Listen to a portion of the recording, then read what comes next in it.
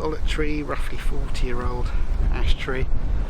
I remember the first time I did the Fleam Dyke walk for me, I had my lunch under this tree. There was more trees just over there, so the farmers have done some cutting for sure. From this angle, got the solar farm easily visible. That is 10 times zoom.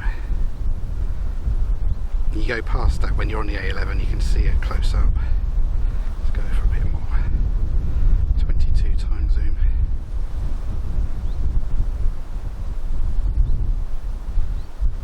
Okay, so there's that. A bit more of the solar farm in the next field. Angle away from me today. And then you get to the Bushnell wind farm site. I'm just going to go back so I can fit it all into one shot. So that's the entire Bushnell wind farm in one shot. Let's just count them. 1, 2, 3, 4, 5, 6, 7, 8, 9, 10, 11, 12, 13. That's right, it's 13.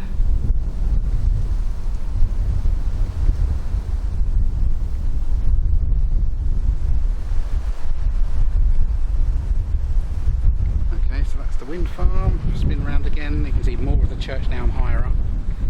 That's Great Wilbraham.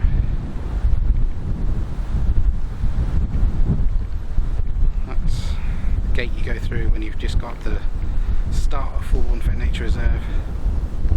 Cambridge is in that direction behind those hills there.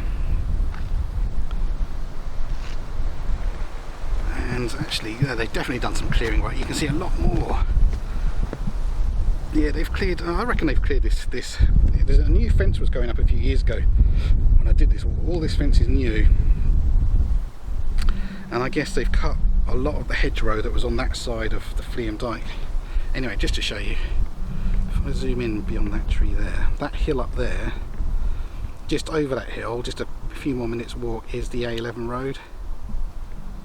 So the Fleam Dyke along there, there's a bit of a turn, and then Fleam Dyke is there. You should be able to see the great big gap of what they've done. And then, yeah, once you see that tree line there, once you go beyond that tree line there, you go downhill. Mutlow Hill is there, where there's a Bronze Age burial mound, and then, as I said, couple more minutes walk and you're at the A11. That's not quite the halfway mark of the Fleam Dyke, but so that's roughly 2.5 kilometres to get to there.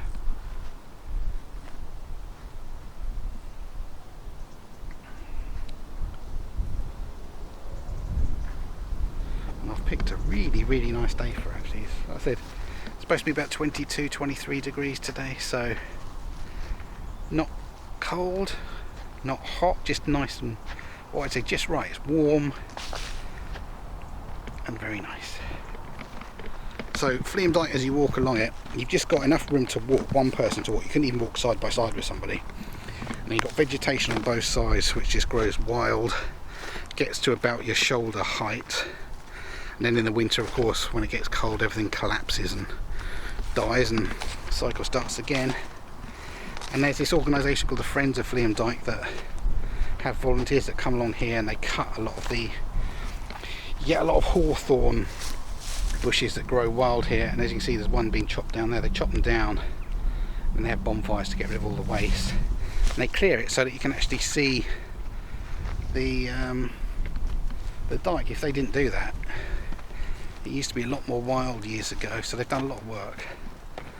All credit to those wonderful volunteers that do clear this area. There's lots of different types of wild flowers. Earlier in the year it would have been better to show you. These ones are all dried up now. They look silver, beautiful silver now in the sunshine. This attracts all kinds of butterflies, moths and bees. So come along here in June and July if you want to see lots of insects. You get birds obviously nesting in the area.